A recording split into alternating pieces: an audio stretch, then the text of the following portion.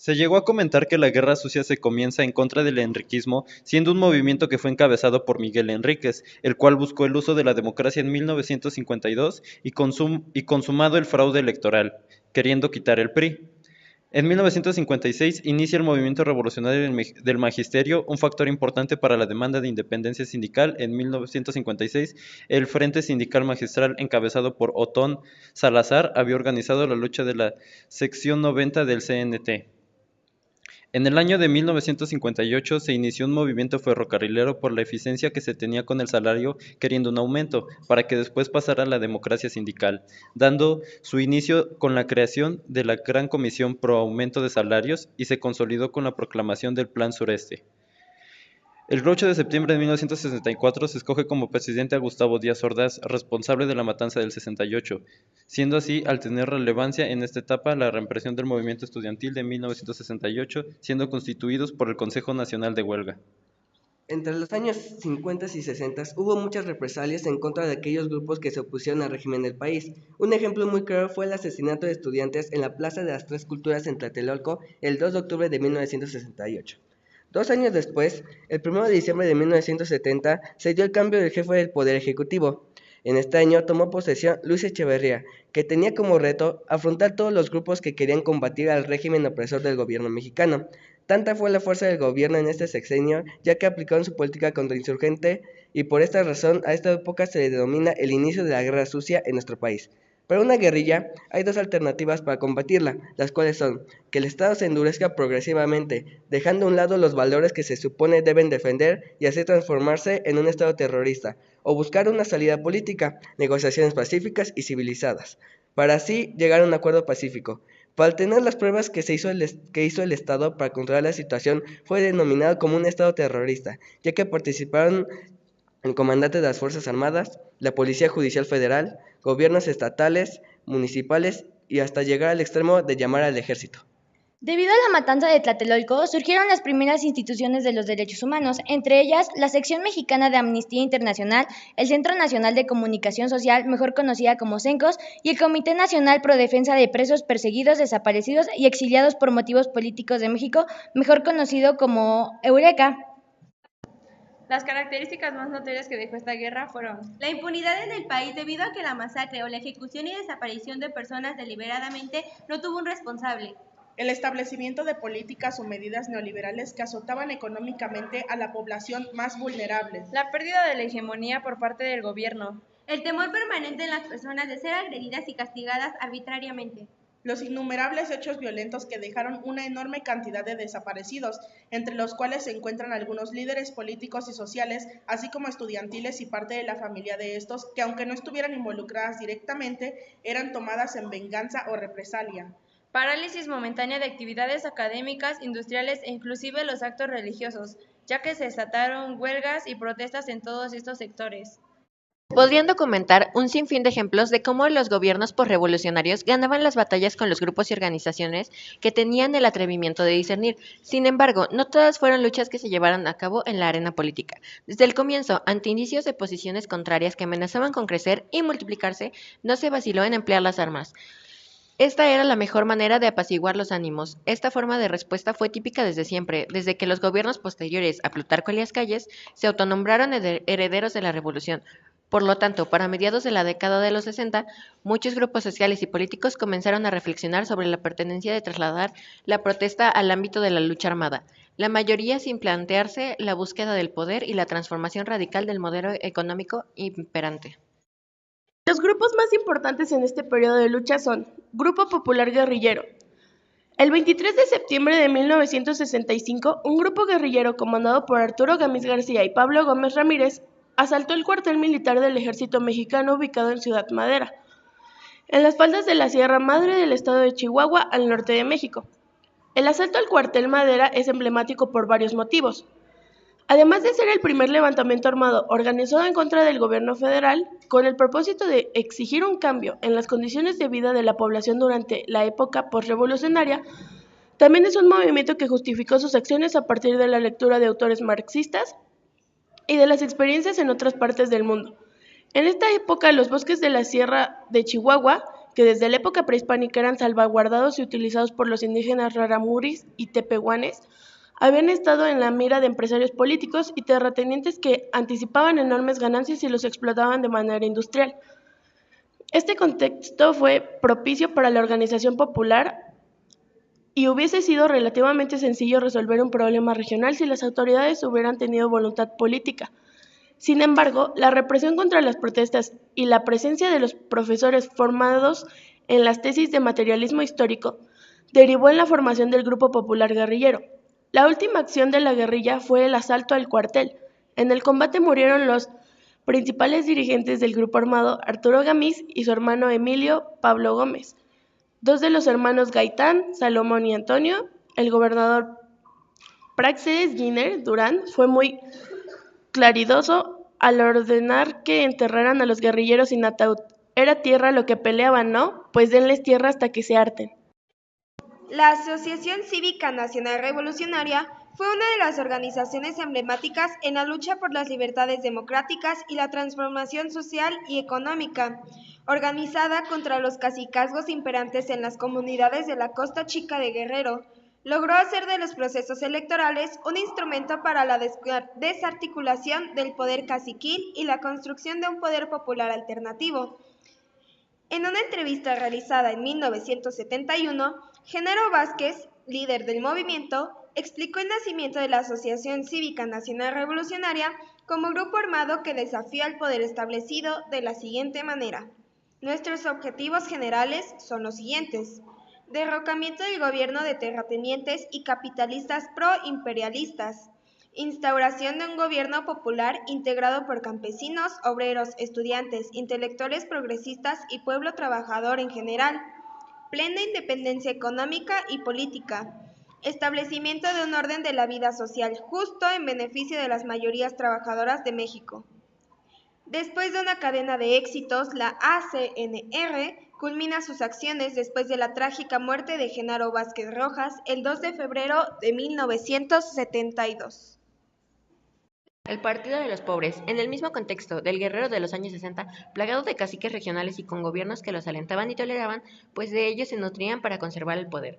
Nace el Partido de los Pobres, PDLP, una organización política con amplia base social en la sierra de aquel estado, planeado y organizado por Lucio Cabañas Barrientos, un profesor normalista. El PLP consiguió en 7 años poner en jaque al ejército mexicano y convertirse en referente para otros grupos armados.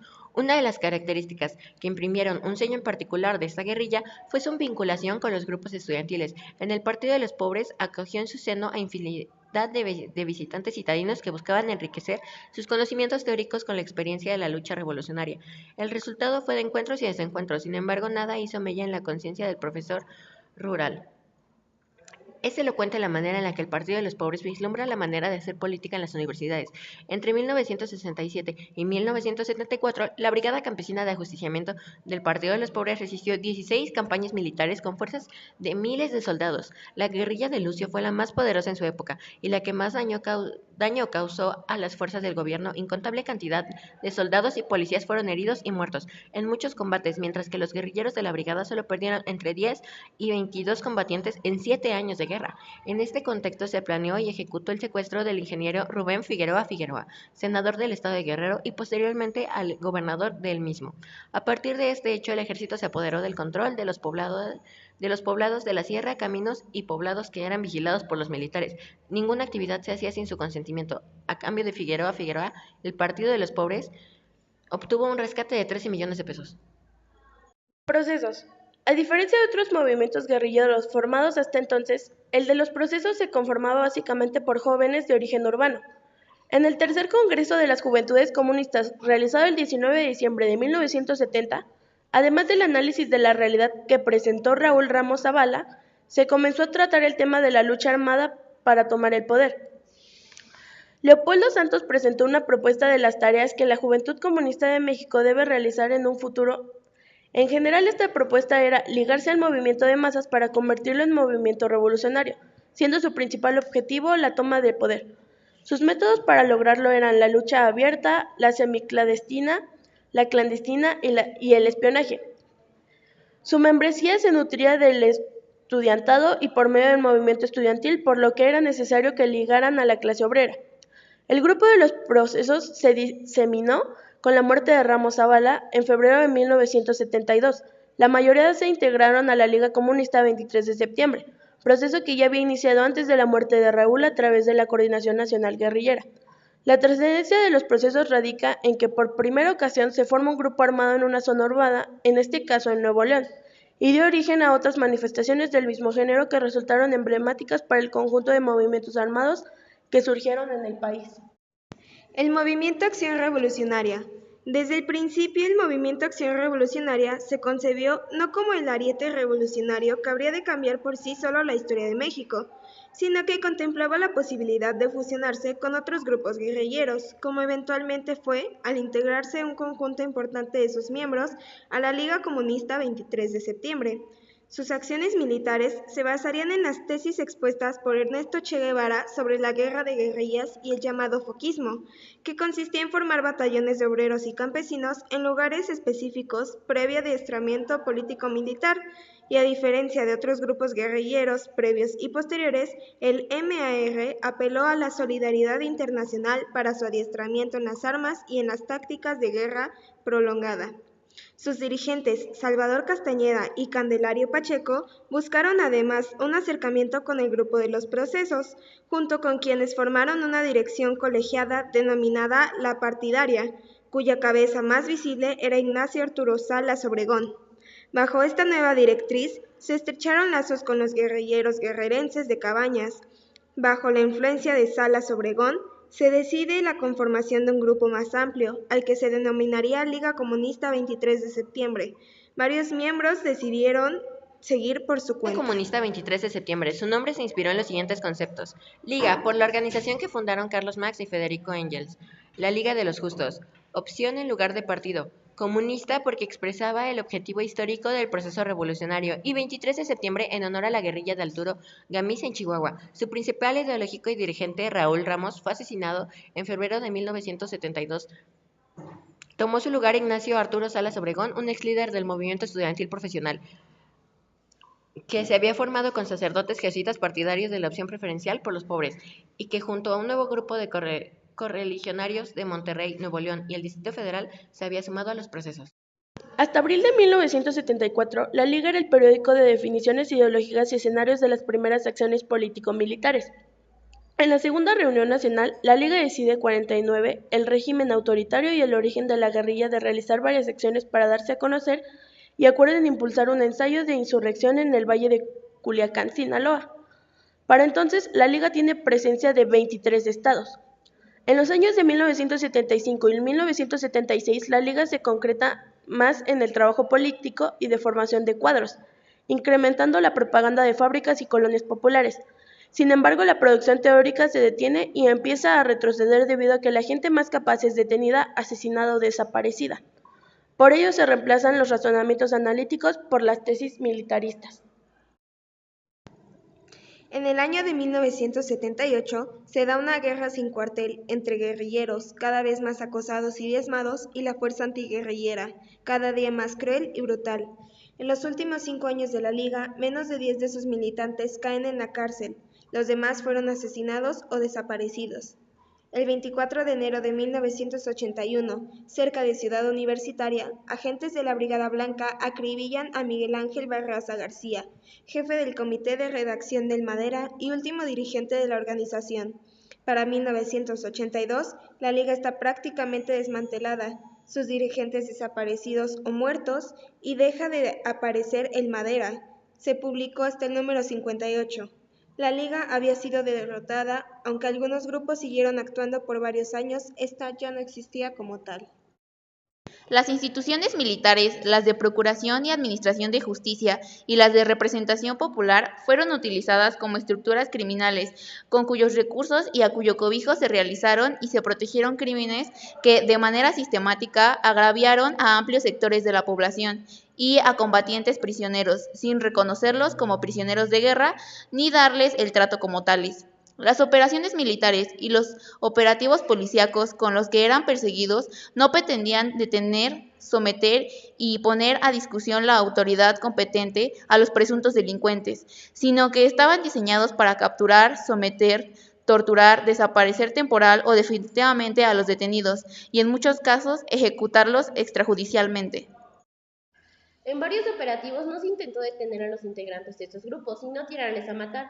Esta forma de exterminio se complementó con otros mecanismos en los que se tomaban rehenes a familiares y amigos, varios de los cuales terminaron desaparecidos, o bien, después de torturar y desaparecer temporalmente a sus víctimas, entregarlos a la autoridad competente con las confesiones obtenidas, por medio de la tortura para que sirvieran de base y de machote de declaraciones inculpatorias, con las que mantenían detenidos a los que lograban salvarse de la desaparición permanente. La policía tenía listas de los fugitivos, que eran los candidatos a ser desaparecidos mediante los procedimientos señalados, cuando fueran capturados.